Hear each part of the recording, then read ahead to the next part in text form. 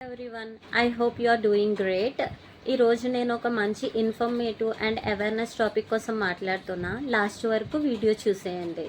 మన topic forest fires. చాలా మంది అగ్రికల్చర్ కోసం అండ్ రోడ్ సైడ్ సిగరెట్స్ పడేయడం వల్ల ఫైర్స్ స్ప్రెడ్ అయ్యి ఫారెస్ట్ మొత్తం కాలిపోతున్నాయి. దానివల్ల మనకి ఎంత లాస్ తెలుసా?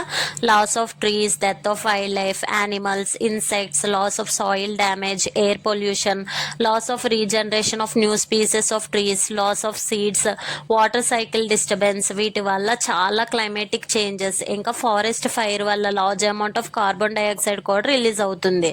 దీని వల్ల మనం ఎంత ఎఫెక్ట్ అవుతున్నాం తెలుసా?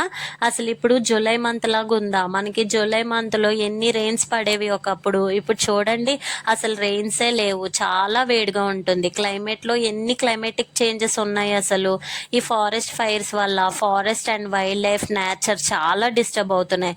సో దీనికి సొల్యూషన్ మనము ఫైర్స్ కాకుండా చూసుకోవాలి. నెక్స్ట్ ప్లాంట్స్ ని ప్లాంట్ చేయాలి. ప్రతి ఒక్కరు అట్లీస్ట్ మనకి ఇంపార్టెంట్ డేస్ అయినప్పుడు, లైక్ బర్త్డేస్ కి, మ్యారేజ్ డేస్ కి అలా అయినప్పుడు ప్రతి ఒక్కరు వాళ్ళ పేరు మీద ఒక మొక్కను నాటండి.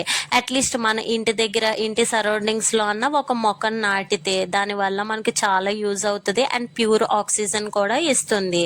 మన కిడ్స్ ఫ్యూచర్ కి కూడా మనం ఎంతో కొంత హెల్ప్ చేసే వాళ్ళం అవుతాం. So plant more trees, avoid fire and wild life hunting, save forest, wild life and nature.